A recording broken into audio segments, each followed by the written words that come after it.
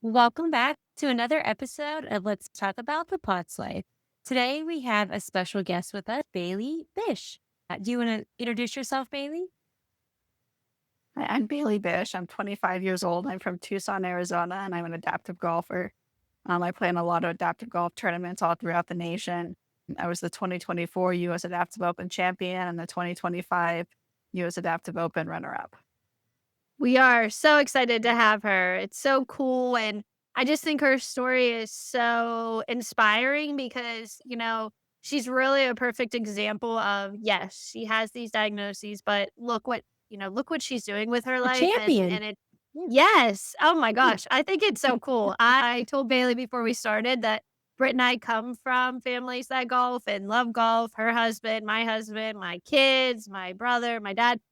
So during the last open, my husband came down. He's like, "Kels, I saw her on TV." I'm like, "I know, isn't this so cool?" So I just think you're doing amazing things, and we are so excited to have you today.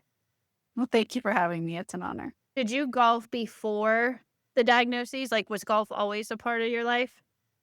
No, I was actually a big basketball player. I love basketball, softball. I swam too when I was younger.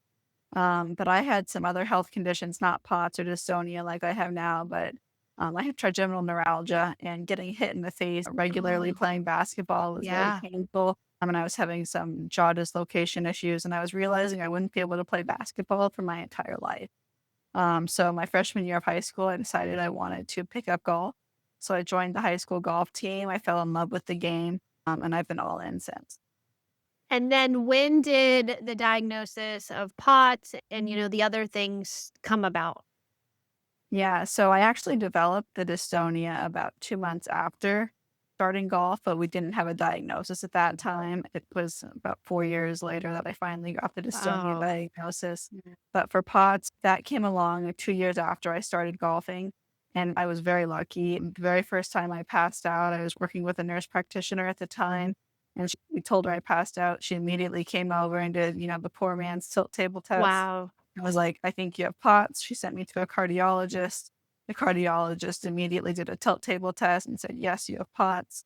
And they started getting me on a treatment regimen pretty early, but it wasn't great. I was still passing out very frequently. Ah. I couldn't sit up for more than 20 minutes without passing out for a long period of time. And it wasn't until I found Dr. Nemechek, up in Buckeye, and I started doing the vagus nerve stimulator and the Nemechek protocol that I stopped passing out, and really my quality of life significantly improved from a perspective. Wow. Wow. When you had these episodes of passing out, were they intermittent? Were they on the course? Were they at home? Or was it just all over?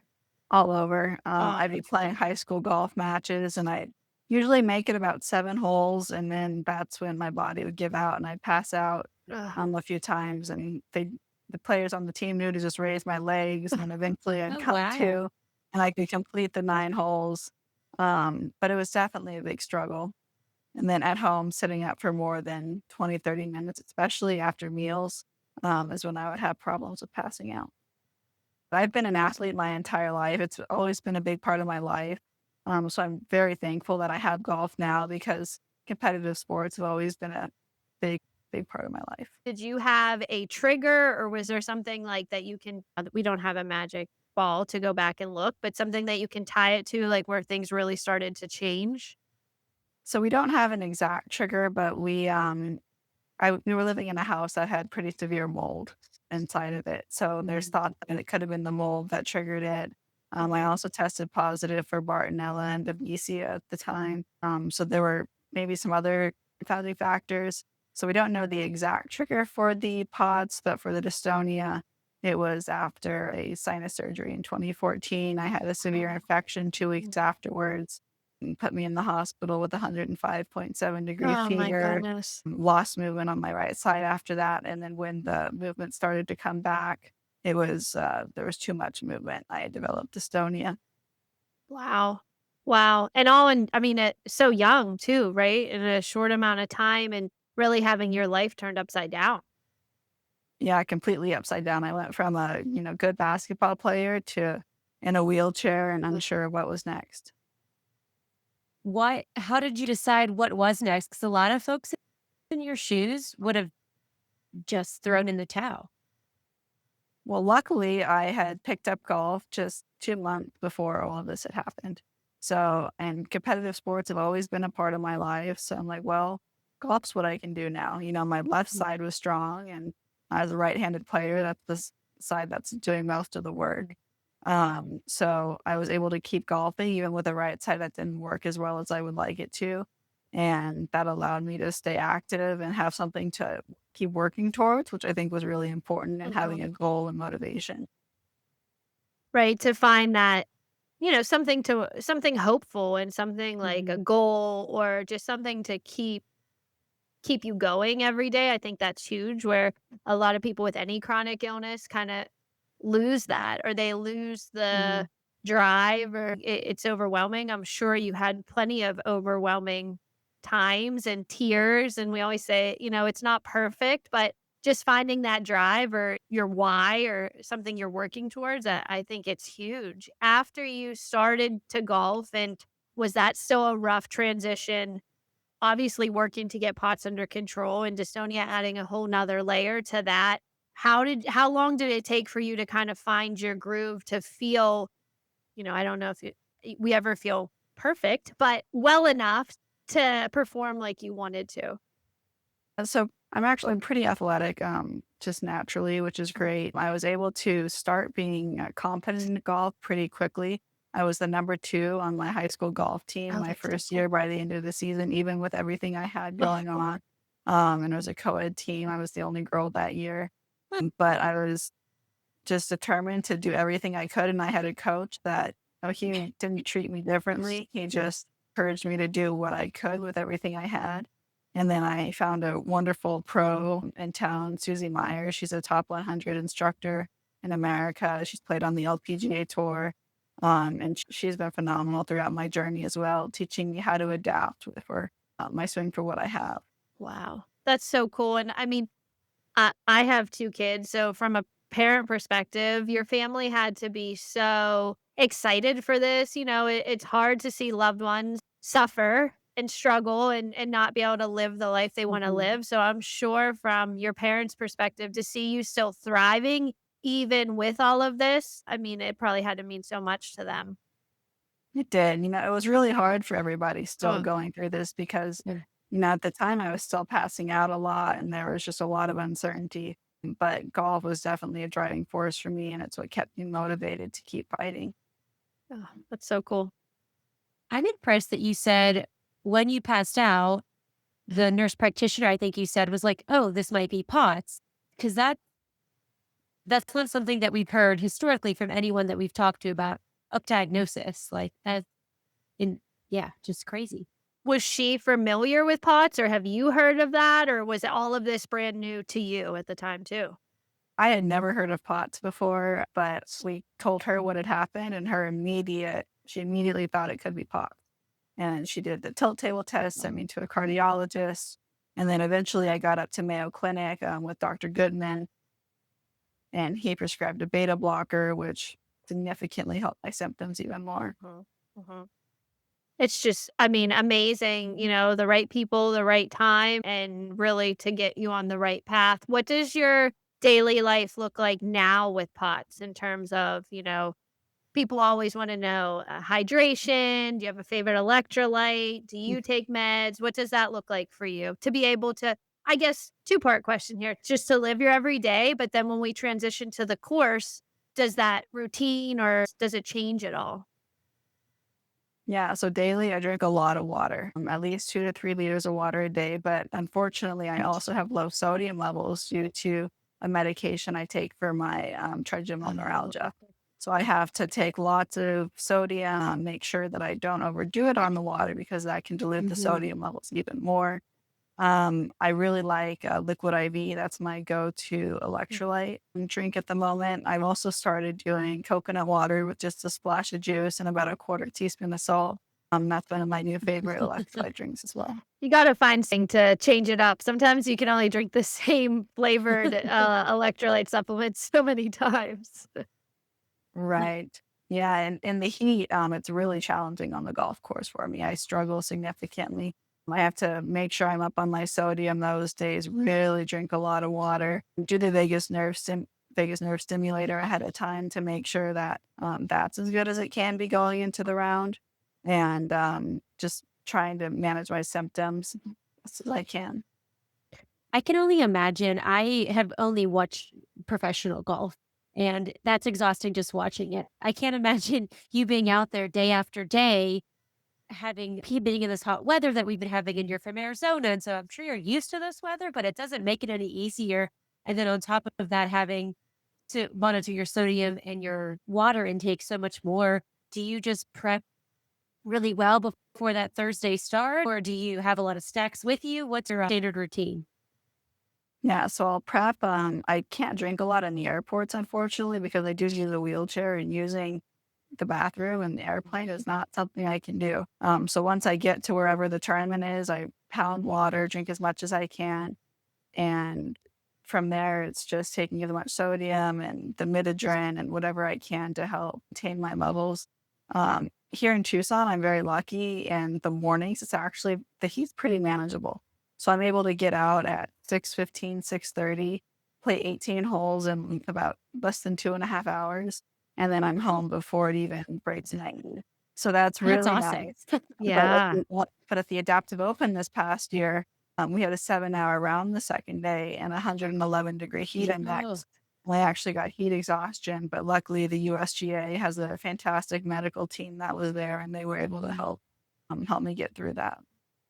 It is. I mean, the humidity and the high temperatures, it adds like a whole nother level with pots. Mhm. Even if I think, even for myself, my normal routine, it's even messed up a little bit because that heat is just so unpredictable. Even if you do all the things right, it is still Mhm. just, it takes so much out of you. So, yeah. And I mean, having the long rounds and like Britt said, the Thursday start and the goal, right, to make it to that last day. And so you want to be there for the long haul. So, like you said, preparing everything, but even if you do everything just right, sometimes the heat is just unbearable.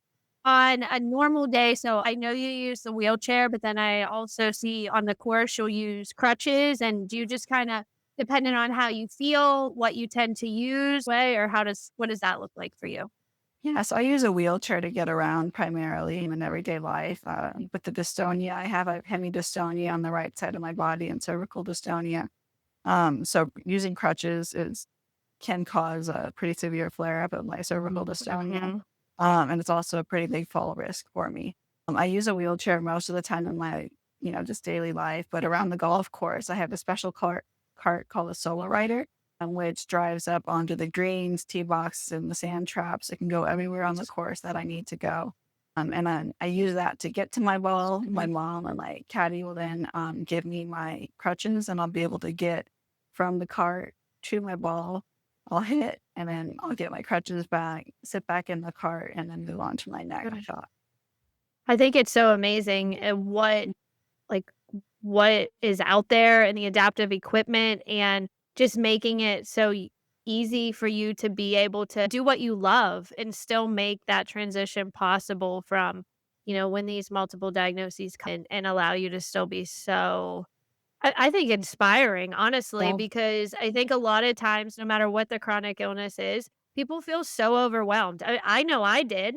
I mean, I have celiac disease and Britt has Crohn's. And then I felt like with celiac, okay, I get that under control. And then POTS came and it's a whole new animal. I played soccer growing up. So when I was sitting at the Cleveland Clinic and they said, Kels, the person you are before POTS is gone. And I was like, do I cry? And they said, "Well, the person after POTS can be just as good," and I didn't believe them, because I just thought, "I'm crawling up my steps. How is this even Yeah. possible?" Mhm. So, it's so amazing to see, you were hit with multiple bumps, and now look what you're doing. Oh, it's so cool. Yeah, there was definitely a grieving process, of that life that you once had and that you thought you would have. sure. And then but just accepting that this is where we're at now, I think that's really Mhm. important. Yeah, like you said, Kelsey, inspiring is my word for today for you. You didn't let anything hold you back. You're still going out there. You said, in high school you were having trouble at hole 7, That's where I cut out in general. So the fact that you have all this other and you can keep going to 18 is so impressive. And I mean, the travel, right? I mean, your schedule, are you traveling very often? That traveling alone is hard on people so that do not have pots. So the Mhm. travel, and do you drive? Do you fly into these areas early? What does that look like? Any special things you have to do to make that easier on yourself? We drive whenever we can, but Mhm. unfortunately, my maximum amount of time in a car is about 8 hours with my Okay. dystonia. So unfortunately, a lot of the tournaments are on the East Coast, so we have to fly to those. Um, we fly in usually a day early, so I have time to acclimate and get a little Mm. bit recovered after all of that. Because traveling's just as hard as playing golf some days. Yes. So Especially with delays or airport, it's not calm. It's not a calm process, and you have no control. right, and with the wheelchair, I'm depending on the airline, I'm very reliant on aisle chairs too. Yes. One Mhm. certain airline, just I always struggle to get an aisle chair on time, and that creates another level of headache. And stress, Mhm. it's no secret that emotional stress with POTS, or any Yeah. chronic illness, is not conducive to helping you feel good. So, I mean, adding the airport stress, and then, like you said, the airlines not being accommodating for it's a whole added layer. So, the unknowns of things too, I think that adds stress. So, the whole process for you is, you can plan all you want, but it doesn't always go to plan. Exactly.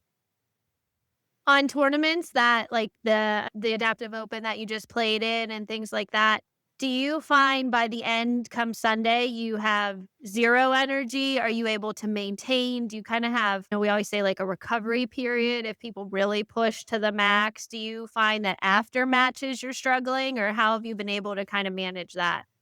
Yeah, after tournament rounds, I pretty much go to the hotel, lay on my heating pad with my legs elevated, and my mom brings me food. Yeah. I have no energy left after that. And then after the final tournament's done, I fly home and it takes me about a week to recover, usually just because it takes so much out of me. Takes so much, and you add the heat, like you said, it's just every little bit. Mhm. It sounds like you have a great support with your family, and that we talked about a lot on our show about, building community. If you want to share too about like who's been your biggest supporters and champions that keep you going along this journey. Yeah, my parents have been extremely supportive of me all throughout this journey. They will do anything they need to get me better quality care or improve my quality of life. And they're always there for me, and that's been huge.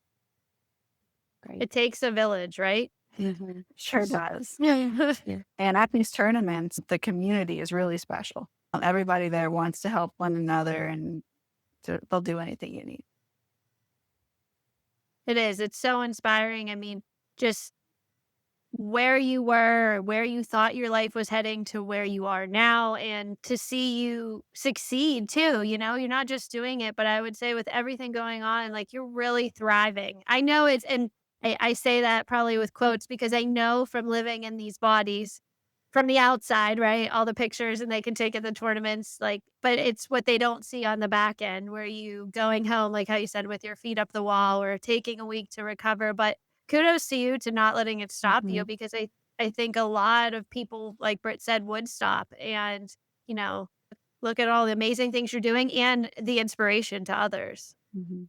Thank you. Yeah, I hope to inspire people and just show them that, if you have a diagnosis or life changing event, your life doesn't have to end. There's still stuff that you can do.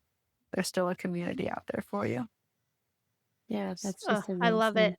I have to add one extra plug for you. Did I read that you are going to the Phoenix Cup? I That am. you were selected? Tell them, I think you need to brag on yourself a little Yeah. bit. Tell everybody what that is. Yeah, so the Phoenix Cup is a Team USA versus Team Europe Ryder Cup style event. That's going to be this year. It will be held actually in Phoenix at the Raven Golf Club. It's a very prestigious event where USA competes against Europe. Oh, I think that's so awesome. I'm like, she has to share that. Yeah, and speaking of your accolades, tell us more. Tell us about your highlights in your tournament career. My highlights are probably winning the 2023 U.S. Disabled Golf Association championship presented by the PGA of America. For that win, being honored it with a golden putter, which they honor all LPGA and PGA winners with a golden putter and a putter golf. And then winning the 2024 U.S. Adaptive Open was another huge highlight because just 2 years prior to that, I wasn't able to apply to compete in the tournament as I couldn't compete 54 holes over 3 days. Wow. Yeah. Wow. Wow. And now look at you. Oh, if that doesn't show our listeners, determination and that there is hope. That's what we say this all the time, what the POTS life idea is built on, that there is hope. And we're not saying that there are rough days and it is bumpy and there are tears and hurdles, but to keep going and to find that motivation. And I think Bailey's a perfect example of it is possible to still do things. They might look a little bit different than we all, it's not what we all pictured, but there's still ways and your life can still just be so amazing and just to not give up. Absolutely. Any last bits of advice or mantras you use to help inspire someone listening today? A big one in my family is faith over fear. So just, have faith that it's going to work out and that whatever's happening is happening for a reason. And just do the best that you can with what you have to work with. That's all you can do. And then, see where that leads you. Love it.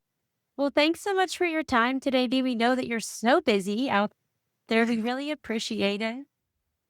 We do. We're so thankful that you could come on and share your story so others listening can find that hope too, that maybe they've lost along the way somewhere. Well, thank you both. It was a pleasure to speak with you. Yeah, and keep your eyes out. Make sure you watch for her on her upcoming tournaments. And I'm sorry, I already forgot the name of it, that she's going to be here soon. Phoenix Cup, right? Well, Yes. yeah. When is that? September 20, early September 20th. Early.